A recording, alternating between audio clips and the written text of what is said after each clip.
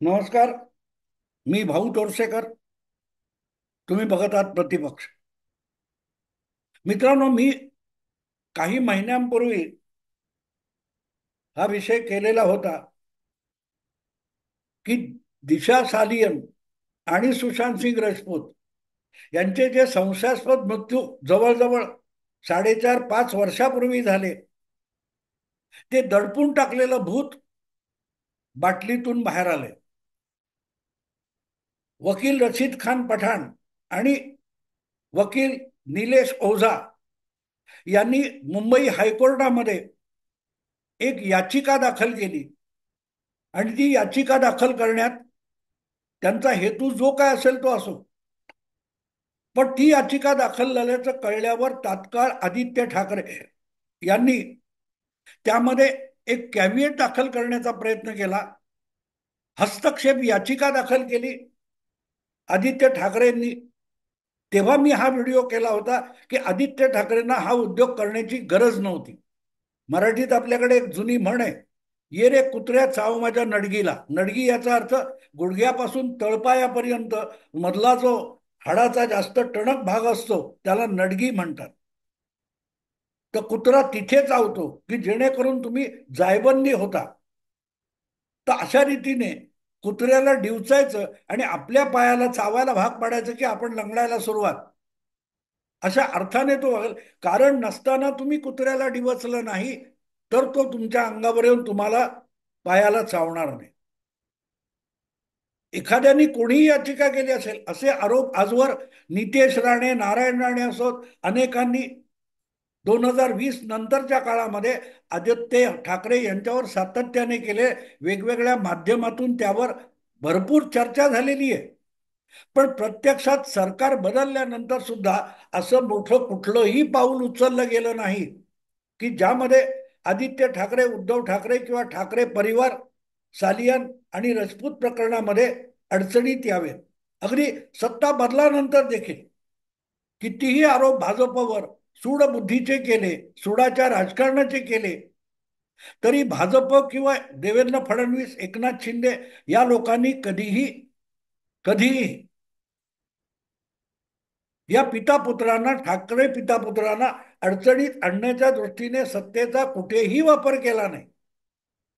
अशा वेळेला आपण उगाच डिवचायचं म्हणजे ये रे कुत्रा चाव माझ्या नडगीला. आपल्यावर सूडबुद्धीने वागावं समोरच्याने, यासाठी जेव्हा तुम्ही प्रयत्न करता तेव्हा हा विषय उद्भवतो. आणि म्हणून मी म्हटलं होतं की कोणीही कसलीही याचिका करो, अगदी आदित्य ठाकरे यांचं नाव त्याच्यात आहे, तरी कॅव्हिएट दाखल करणं किंवा हस्तक्षेप याचिका दाखल करणं याची आदित्य ठाकरेंना गरज नव्हती. कारण विषय हायकोर्टात होता आणि हायकोर्ट कधीही एकतर्फी निकाल देत नाही, निर्णय देत नाही. दुसरी बाजू ऐकल्याशिवाय कुठलंही कोर्ट कधीही सहसा आदेश देत नाही किंवा निर्णय देत नाही. त्यांच्यासमोर जो विषय येतो त्यासाठी ज्यांच्या विरोधात आहेत किंवा ज्यांचं नाव त्याच्यात गोवलं गेलेलं आहे त्यांची बाजू ऐकल्याशिवाय कोर्ट निकाल देत नाही. म्हणून नोटीस काढली जाते, समन्स पाठवलं जातं. ते कोण सत्येंद्र जैन असतील, संजय राव काय तो सिंग असेल किंवा सिसोदिया, केजरीवाल, शेकडो उदाहरण आहेत. त्या प्रत्येकाला समन्स काढण्यात आलं, या तुमची बाजू सांगा, तुमच्या विरुद्ध असा असा आरोप आहे, त्याविषयीचा खुलासा द्या. त्याला समन्स म्हणतात ना, नोटीस म्हणतात. तुमची बाजू मांडा.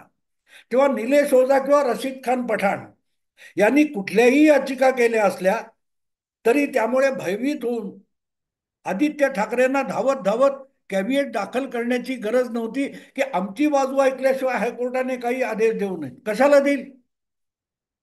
कोर्टाची जी पद्धत आहे, कार्यपद्धती आहे, न्याय पद्धती आहे, ती बघितलं तर ते सगळ्या बाजू पहिल्यांदा ऐकतात. निदान ज्या गोष्टी समोर आलेल्या आहेत त्यात गुंतलेल्या लोकांच्या बाजू ऐकून घेण्याचा कोर्ट प्रयत्न करतं. त्यामुळे याचिका पठाण किंवा ओझानी केली असेल, पण तुम्ही धावत त्याला प्रतिसाद देण्याची गरज काय? कोर्टात असो किंवा बाहेर असो, कोर्ट आणि पत्रकार मीडियामध्ये फरक आहे. कोणतरी उठतो काहीतरी, निलेश राणे असतील किंवा आणखीन कोणतरी, संजय राऊत रोज कोणावर कसलेही आरोप करतात, किरीट सोमय्या असेल कसलेही आरोप करतात, त्याला तुम्ही उत्तर देण्याची गरज नसते. आणि दिलं तरी कायदेशीररित्या तुम्ही कशातही अडकण्याची भीती नसते. पण जेव्हा असा आरोप कोर्टामध्ये होतो तेव्हा एक गोष्ट लक्षात ठेवायची असते की जो माणूस याचिका घेऊन कोर्टात गेलाय त्याची, त्याविषयीची माहिती कोर्ट अधिक तपशिलात विचारतं, आणि त्यात थोडंफार तथ्य वाटलं तर तुमची बाजू ऐकण्यासाठी कोर्ट तुम्हाला बोलवत असतं. मग तिथपर्यंत आदित्य ठाकरे कळ का काढू शकले नाही? इतका उतावळेपणाची गरज काय? मराठीमध्ये आणखीन एक म्हण आहे, खाई त्याला खवखवे. आजपर्यंत सगळे राजकीय दृष्ट्या किंवा माध्यमातून झालेले आरोप दुर्लक्षित करणारे आदित्य ठाकरे या एका याचिकेनंतर धावत धावत पुढे आले, हस्तक्षेप याचिका घेऊन. तेव्हाच मी व्हिडिओ केला होता की बाटलीत दडपून बंद केलेलं भूत बाहेर आलेलं आहे, बाहेर येण्याची भीती वाटते. आणि त्याचाच आता साक्षात्कार झालेला आहे. कारण काल परवा हा विषय परत आला होता कोर्टामध्ये, आणि हस्तक्षेप याचिका नंतरच्या काळात 2-3 महिन्यापूर्वी कधीतरी ज्या वेळेला हा विषय कोर्टात निघाला तेव्हा हायकोर्टाच्या न्यायाधीशांनी आदित्य ठाकरे यांच्या वकिलांना हाकलून लावलं होतं, फेटाळून लावलं होतं की ज्याचं नाव आरोपी म्हणून आहे त्याला कॅव्हिएट दाखल करता येत नाही. याचा अर्थ सरळ आहे की तुम्ही आम्हाला शहाणपण शिकवायची गरज नाही. जर तुमच्या विरोधात भक्कम पुरावे असतील तर तुमच्या बाजू मांडण्यासाठी तुम्हाला आमंत्रित केलं जाईल, तुम्ही हस्तक्षेप याचिका करूच शकत नाही. आणि तिथे लक्षात येतं की आदित्य ठाकरेंना कायदेशीर सल्ला देणारे सुद्धा चुकीचे असावेत, किंवा आदित्य ठाकरेंच्या उतावळेपणाने ही समस्या अधिकाधिक गुंतागुंतीची करून ठेवली. आणि हे असतं, तुम्ही घरात किंवा कुठे ग्रामीण भागामध्ये गेलात तर कोळीष्टकं असतात, कोळ्याने मोठमोठी जाळी विणलेली असतात, आणि त्याच्यात कीटक अडकावा, माशी मच्छर कोण असेल चिलटं, मग त्यांना आपण खावं अशी शिकार तो कोळी करत असतो. आणि त्याच्या जाळ्यामध्ये फसलेला जो एखादा कीटक असतो तो जितका सुटायचा प्रयत्न करतो तितका फसत जातो. आदित्य ठाकरेंची चूक तिथे झालेली आहे. रशीद खान पठाण किंवा निलेश ओझा यांनी जी याचिका केली त्यात हस्तक्षेप करण्यासाठी, कॅव्हिएट दाखल करण्यासाठी आदित्य ठाकरेंनी धाव घेण्याची अजिबात गरज नव्हती, पण धावले. निलेश काय बोलला आपण बोलायचं, फडणवीसांवर रोज टोमणे मारायचे.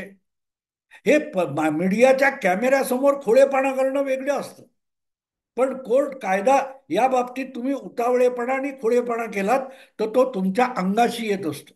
आणि मला आता असं वाटतं की नेमकी तीच त्या दिशा सालियन राजपूत प्रकरणामध्ये आदित्य ठाकरे किंवा यांची किती गुंतागुंत झाली मला माहित नाही, पण ज्या प्रकारे आदित्य ठाकरे या प्रत्येक बाबतीत प्रतिसाद देत आहेत, प्रतिवाद करायला धावतायत किंवा बघून घेतो अशा थाटात बोलतायत, तिथे ते स्वतःला अधिक अडचणीत आणत आहेत. आणि आता तेच झालेलं आहे. ज्या वेळेला हे सगळं प्रकरण निलेश राणे, रशीद खान पठाण किंवा आणखीन कोण कोण माध्यमातले असतील किंवा तो निलेश ओझा यांच्यापुरतं मर्यादित होतं तोपर्यंत ठीक होतं. पण आता त्यामध्ये दिशा सालियनच्या वडिलांनी पुढाकार घेतलेला आहे. खरं तर ज्या वेळेला हा प्रकरण गाजत होतं 2020 मध्ये, त्यावेळेला याच दिशा सालियनच्या वडिलांनी ज्या वेळेला माध्यमात त्याविषयी बातम्या येत होत्या की तिच्यावर बलात्कार झाला, तिच्या आत्महत्या झालेली नाही, तिची हत्या करण्यात आली आहे, ते प्रकरण पोलिसांनी यांच्यावर दबाव आणून गुंडाळून ठेवलं गेलं वगैरे वगैरे वगैरे हे आरोप होत होते, तेव्हा दिशा सालियनच्या वडिलांनी, कुटुंबाने त्याला प्रतिसाद दिलेला नव्हता. माध्यमातून आपल्या मुलीची बदनामी होते आहे असं काहीही झालेलं नाही असं दिशा सालियनच्या वडिलांनी आणि कुटुंबाने सांगितलेलं होतं. आज ते फिरलेले आहेत. आणि मला आठवतं त्यांनी जे एक नाव घेतलंय ते या सगळ्यात महत्वाचं आहे. ते नाव आहे तत्कालीन मुंबईच्या महापौर आणि शिवसेनेच्या उपनेत्या पेडणेकर. पेडणेकर जे आहेत, त्या पेडणेकर बाईंनी त्यावेळेला दिशा सालियनच्या कुटुंबाची भेट घेतलेली होती. आणि असं काहीही झालेलं नाही, वगैरे वगैरे. आज त्याच दिशा सालियनच्या वडिलांनी या महापौर पेडणेकर बाईंचा उल्लेख आपल्या नव्या आरोपामध्ये केलेला आहे. आपल्याला गप्प करायला किंवा दबाव आणायला महापौर पेडणेकर आपल्याकडे आल्या होत्या, असं आता दिशा सालियनचे वडील म्हणतायत. आणि म्हणूनच ही केस आता अधिकाधिक गंभीर होत चाललेली आहे. गंभीर होत चाललेली आहे. मला योगायोगाने त्या पेडणेकर बाईंचं एक वाक्य त्यावेळचं आठवतं, जेव्हा त्यांच्यावरही काही ईडीच्या चौकशा वगैरे सुरू झाल्या, तेव्हा पेडणेकर बाईंनी एक मस्त शब्द वापरला होता, घर फिरलं की वासे फिरतात. बघा, बघा काय होतं. नुसतं दिशा सालियनचं कुटुंब फिरलेलं नाही, त्यांनी महापौर पेडणेकरांचं नाव घेतल्यामुळे आता पेडणेकर बाईंना आपली कातडी वाचवायची असेल तर आदित्य ठाकरेंच्या कदाचित विरुद्ध उभं राहावं लागेल. वासे फिरतात, घर फिरलं वासे फिरतात. असो, मुद्दा इतकाच आहे की अचानक दिशा सालियनचे वडील या प्रकरणामध्ये पुढे आलेत असं मला बिलकुल वाटत नाही. त्यासाठी व्यवस्थित प्रयत्न झालेले असणार. खरं म्हटलं तर सरकार बदलल्यानंतर याविषयी जो दबाव वाढत गेला, की सरकार बदललं, उद्धव ठाकरेंचं मुख्यमंत्रीपद गेलं, आदित्य ठाकरेंचं मंत्रीपद गेलं, आता तरी दिशा सालियनला न्याय मिळणार का, सुशांत सिंग राजपूतला न्याय मिळणार का, असा हलकल्लोळ सोशल मीडियातून चालू होता. अधूनमधून त्याविषयीच्या बातम्या कुठल्या ना कुठल्या नेत्यांच्या प्रवक्त्यांच्या करवी मुख्य प्रवाहातल्या माध्यमांमध्ये येत होत्या, पण पुढे काही होत नव्हतं. पण त्यामुळे या बातम्यांना थंड करण्यासाठी सरकारने सुशांत आणि दिशा प्रकरणामध्ये विशेष तपास करण्यासाठी एक SIT नेमली, स्पेशल इन्व्हेस्टिगेशन टीम. तिने पुढे काय चौकशी केली आहे, किती तपास केलाय, त्याची काहीही खबर नाही. काहीही खबर नाही, तपशील बाहेर आलेला नाही. पण अधूनमधून निलेश राणे, निलेश ओझा किंवा तत्सम लोकांकडून हा विषय पुढे पुढे आणला जात असतो. आणि आता तो विषय अचानक खुद्द दिशाच्या वडिलांनी आणलाय. आणि त्यांनी आपल्या याचिकेमध्ये जे मुद्दे मांडलेत ते अतिशय गंभीर आहेत. संपूर्ण ते प्रकरण गडबडण्यासाठी किंवा दाबण्यासाठी प्रयत्न झाले, हे त्या याचिकेतल्या काही गोष्टीतून स्पष्ट होतं. की दिशा सालियनचा जो मृतदेह आमच्या ताब्यात देण्यात आला, त्या मृतदेहाची अवस्था बघितली तर 14व्या मजल्यावरून पडून मृत्यू झालेला तो मृतदेह नव्हता. कारण 14वा मजला म्हणजे कमीत कमी 150 फूट उंचीवरून एखादं शरीर, एखादा माणूस खाली पडतो, त्याच्या काहीतरी हाडांचं फ्रॅक्चर झालेलं पाहिजे, हाडं मोडलेली पाहिजेत.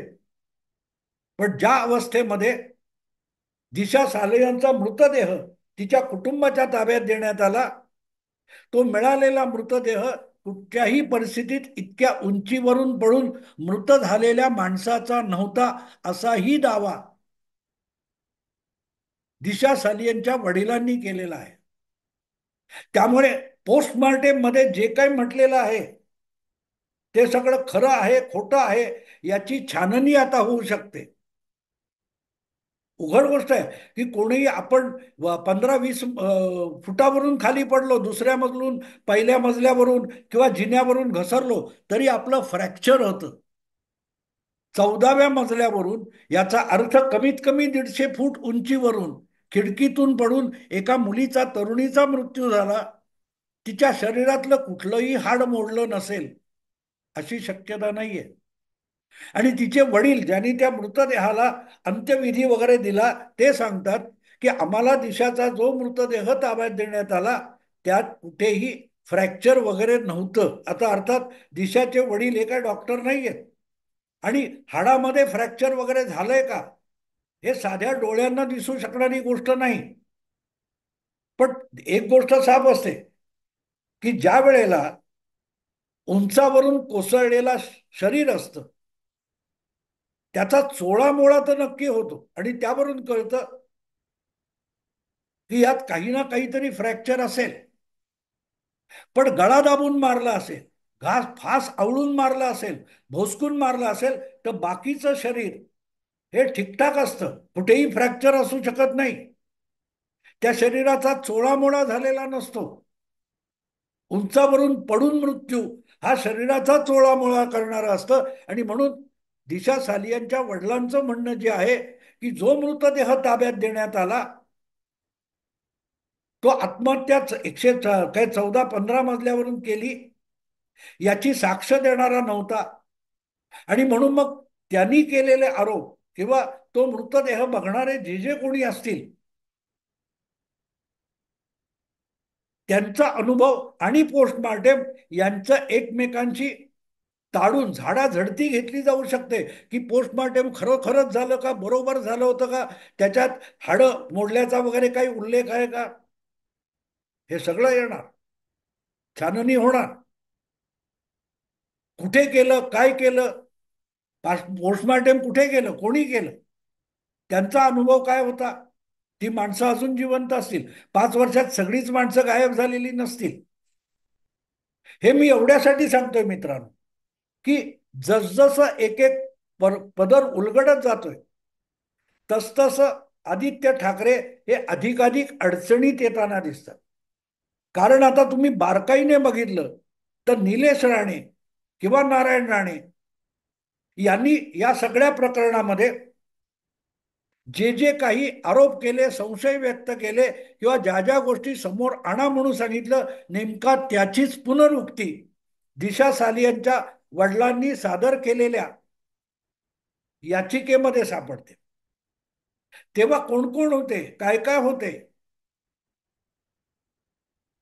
आदित्य ठाकरे हे मंत्री होते, आणि मंत्री असताना त्यांच्या बरोबर असलेली जी सुरक्षा व्यवस्था होती त्या सुरक्षा व्यवस्थेतला प्रत्येक पोलीस कर्मीचा फोन नंबर त्यावेळेला कुठे होता याचा शोध घ्या.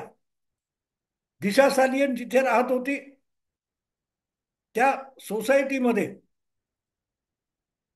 सीसीटीव्ही फुटेज घ्या, पुढचं मागचं घ्या, 2 दिवस पुढे 2 दिवस मागे. अनेक प्रश्न जे नारायण राणेंनी वारंवार उपस्थित केले होते ते जसेच्या तसे दिशा सालियनच्या वडिलांनी केलेल्या याचिकेत आलेले आहेत. आणि म्हणून आदित्य ठाकरे यांच्या समोरची समस्या मला बिलकुल छोटी वाटत नाही.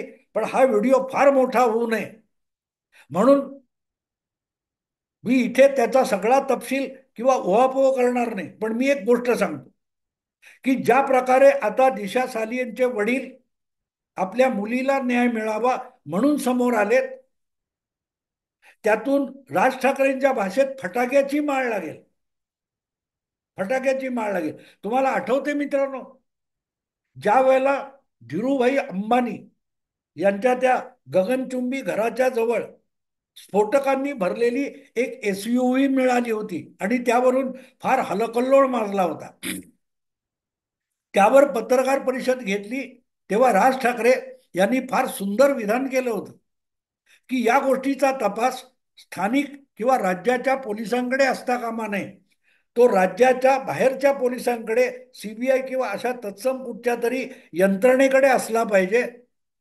तसा तो सोपवला तर फटाक्याची माळ लागेल असं राज ठाकरेंनी विधान केलं होतं. मला वाटतं की आज ज्या प्रकारे दिशा सालियनचे वडील याचिका घेऊन कोर्टात आलेत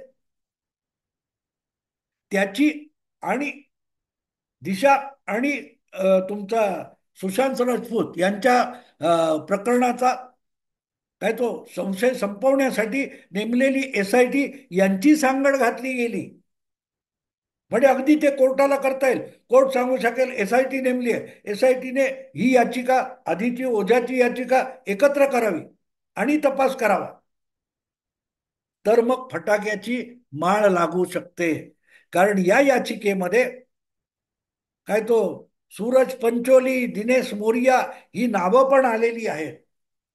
आणि योगायोग असा की ही नावं सगळ्यात पहिल्यांदा मीडियात आली असतील तर ती संजय राऊत यांनी सामनामध्येच लिहिलेल्या त्यानंतरच्या रविवारच्या रोखठोक सदरामध्ये सुद्धा दिनू मोरिया आणि सूरज पंचोली ही नावं आलेली आहेत.